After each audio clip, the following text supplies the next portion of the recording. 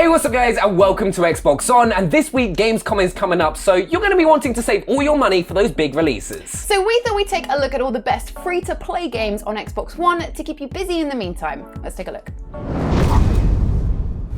Marvel Heroes Omega is basically Diablo with Marvel characters. It's a loot-obsessed hack and slasher where you fight hordes of tiny enemies while collecting hundreds of bits of clothing and weapons to power up your character.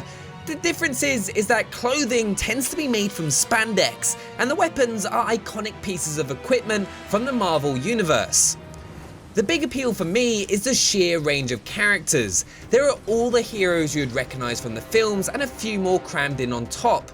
The Avengers Tower acts as the hub before you fly out to various missions, and it's kind of hilarious to see everyone else's characters going about their business. You might see 5 Rocket Raccoons hanging out with 7 Deadpools, which I don't think is an official storyline from the comics. Playing for free, you can play as any hero and upgrade them to level 10. After that, you can either unlock the full character with money or currency earned in the game. It's a pretty solid action game, and once you've leveled up your characters, it really begins to kick off, with loads of flashy powers exploding all over the screen. Now, none of this is part of the Marvel Cinematic Universe, but if you're the kind of person who watches all the films and TV shows, you'll definitely get a kick out of playing as all these famous faces. If you're an indecisive person, you should skip this next entry, as we're heading into TellTale country, a place where one wrong line of dialogue can get people killed, and even the most throwaway mistake can snowball into a life-threatening situation. What's more, you're able to pick your flavour of adventure, as TellTale are giving away the first episodes of 3 of their games for free. Given how carefully you need to pick your words in TellTale games, it's no surprise that Game of Thrones is a great fit for the studio. You play members of a family not seen in the show, but have an impressive habit of stumbling into really important moments. As such, you get to go head-to-head with Cersei, have to try and outwit Ramsay Bolton, and get an invitation to Robb Stark's wedding. Needless to say, if you can make it through episode 1 without seeing the family tree severely pruned, you're doing better than us. Minecraft story mode is far less traumatic, unless your stomach happens to turn at the sight of a pickaxe violently digging into dirt cubes. It's a fantasy adventure set inside Minecraft, but one that has loads of jokes and references to the way people play the game. Later episodes even feature the voices of famous YouTube Minecrafters. If this free episode gets its claws into you, there's loads to catch up on, as season 2 is currently airing at the moment. Last and definitely not least is Tales from the Borderlands, which is not just one of TellTale's funniest games, but one of the funniest games full stop. It's a tale of rival con artists chasing for an ancient treasure, but it soon escalates with loads of characters out to kill each other, a trip to a deadly motor race, and the arrival of the great robot in video game history. And all of that is just in the first episode. It's an absolute gem of a game, so get that episode downloaded now. This next game combines 2 of my favourite things: building deadly vehicles from tiny parts, and destroying deadly vehicles into tinier parts. Crossout is basically a cross between Mad Max and Banjo-Kazooie Nuts and Bolts. This doesn't mean that you'll be seeing a giant cartoon bear hunting down Tom Hardy. Instead, this borrows Nuts and Bolts' vehicle building idea to let you craft a battle wagon that you then take into online combat. Perhaps a better way of describing it is World of Tanks with much more customization.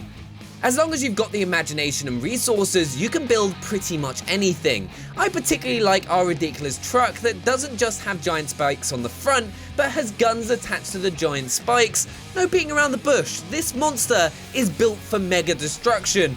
Unfortunately, it has the turning circle of a cruise ship, so it's very easy to pick on in a battle. The fights themselves are pretty straightforward, but I love the way the bullets cause vehicles to break up over time. You can target a rival's guns to leave their car with no means of attack, or you could shoot off their wheels, leaving them stranded in some lonely corner of the map. Of course, the same can happen to you, and trying to win a fight with only half a truck left is hard as hell. You'll need Xbox Live Gold to enjoy those online fights, but if you've got a subscription, there's tons of fun to be had. Like the generous folk at TellTale Games, the Hitman team are also giving us the first chunk of their game for free. The similarities end there. Hitman isn't about choosing the right path at tricky moral crossroads. No, the hardest decision Agent 47 has to make is whether he kills with guns, poison, or a malfunctioning ejector seat. Do you want to send some poor nerd into the stratosphere? Now that Hitman's prologue is free to play, you can! On paper, it's just a tiny sliver of the game. You're given a scumbag to assassinate on a luxury yacht and old Mr. Ejector Seat to kill in an aircraft hangar. But the genius of Hitman is in the hundreds of ways you can go about your deadly work. Take the yacht, for example. You could storm in all guns blazing, but then you'd be ruining a perfectly good party, and the number of guards means Baldy will be going home in a body bag. No, if you want to use guns, it's better to slip into his private cabin and pop him in the head when there's no one else to scream about you popping him in the head. But then, why rely on something as boring as a bullet? Maybe you could set up a quiet kill by poisoning the target's glass of wine, strolling after him to the bathroom and drowning him in the toilet he was just chundering into. Oh, that one's wrong on so many levels. Or take the ironic route and drop a lifeboat on him. If you like boats so much, why don't you try wearing one as a hat, loser? I also like the traitorous route, where you steal the clothes from his friend, use them to get a private meeting, and then kill him with whatever comes to hand. In this case, a small statue. Thwack! The point is, these are just a few of the horrible things you can do in just one of the 3 levels. It may only be a tiny corner of the overall game, but in the world of Hitman, that's still enough of a sandbox to kill tens of hours, not to mention tens of targets. Giant robots are in our Xbox blood. Whether you were raised on MechAssault or only recently climbed into a Titanfall cockpit, there's nothing we like more than stomping around in a big metal body, and in Hawken you can do it for free. This shooter is built a bit like Titanfall, with the on-foot sections removed. The difference is these mechs have been working on their acrobatic skills and have jetpacks to leap around the arenas. Less Titanfall, more Titan bounce. It's slower than your typical first-person shooter, with a bigger emphasis on picking fights and then legging it when the bigger boys come out to play. Find a safe place to hide and you can bring out your recovery drone, which I would love to have one of them because it looks like it would do a great job of cooling you down on a hot day. I just love how many different mechs there are to buy, either with real money or credits earned in game. I'm personally still grinding towards something more expensive, so I'm kind of stuck in something that looks like a microwave on legs, but even this can string some huge kill streaks together. And even though these are just giant lumps of metal, they have loads of character, and at the end of every match they stand in a line and perform victory moves. I will just never get bored of watching a robot take a bow, and if you've got an Xbox Live Gold subscription, you're just one download away from joining in on the action. Next up is a blast from Xbox's past, a remaster of Phantom Dust. Made for the original Xbox, it's been buffed up to 2017 standards, with sharp 1080p looks, widescreen support, Xbox Live multiplayer and achievements, and released for free to everyone with an Xbox One or Windows 10 PC. I'll admit, this was my first time with Phantom Dust, and I wasn't sure what to expect. It's a fighting game, but one with an unusual system where you build a set of attacks before entering the arena. You could then use lasers or fireballs, or change moves by picking up coloured orbs. Each attack has a certain reach, so if you enter a fight planning to get up close and personal with melee moves and your opponent is pelting you from afar, you still have a chance to alter your skills to create a level playing field. You could see it as an anti-cheat technology.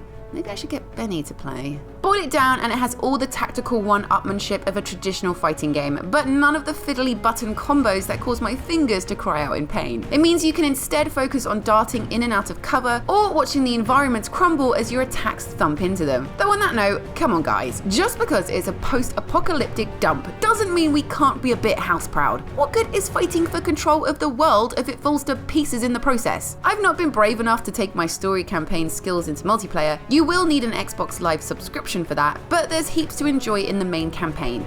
It's rare to see cult classics get a second lease of life, rarer still for it to be free. Next up is Paladins, or as you might know it, the one that looks a bit like Overwatch. It's true that both games are team-based hero shooters, both have a cartoony style, and both have a giant knight character with a big energy shield.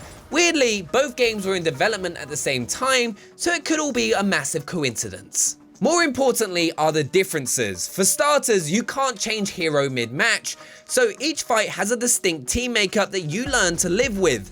Tied into that is the option to buy new abilities using points earned in combat so that you can tweak your character to do better against whatever champions the other side have picked.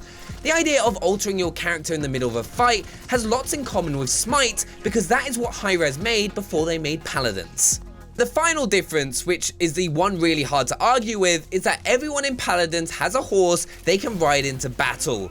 You ever think you're going to get Doomfist sitting on a pony? think again. But rather than argue about who did what first, what we should really embrace is that Hi-Rez has made an excellent team shooter that is completely free to play. You need Xbox Live Gold to play online, and you can pay for a pass to unlock all the characters instantly, but you can also unlock all the champions with currency earned in game. You have a decent selection of free heroes at the start as well, so you can dive in without feeling at a disadvantage. We've had great fun with what we've played. It's slick, the characters are fun to experiment with, and the achievements are much easier to unlock than in Overwatch, which I'm especially happy about. And if you're still recovering from the humiliation of the Rapid Discord achievement, then Paladins might be the perfect place to recover.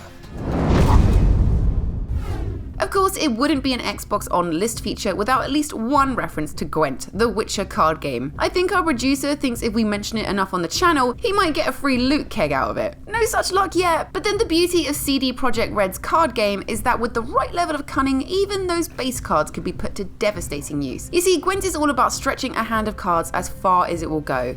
Every round is a best of 3, so it's no good using every card at your disposal to wallop someone in the first round. It's all about knowing when to concede a round so that your cards may go on to fight another day. Of course, certain rarer cards can give you a powerful advantage, but you'd be amazed at how easily even the most reliable deck can crumble under the right pressure. As you can see here, our producer's tactic is to spam this apocalyptic meteor shower in the hope that the other player doesn't know that it can be easily dispelled with a clear weather card. But that's all part of the fun. In these early days of the open beta, everyone is still finding their feet and anything can happen. You can be a mighty Geralt in one game, destroying everyone with your moves, and in the next one, you're that drunk guy who sings Pamparam. You know the one. You will need an Xbox Live Gold subscription to take part, of course, but the game itself can be easily enjoyed without spending more money. A few rounds a day and you'll easily earn the ore needed to buy barrels of new cards. We're totally addicted, and this is only the open beta. Come the full release, I actually wonder if we'll ever see some team members again. Why not see for yourself?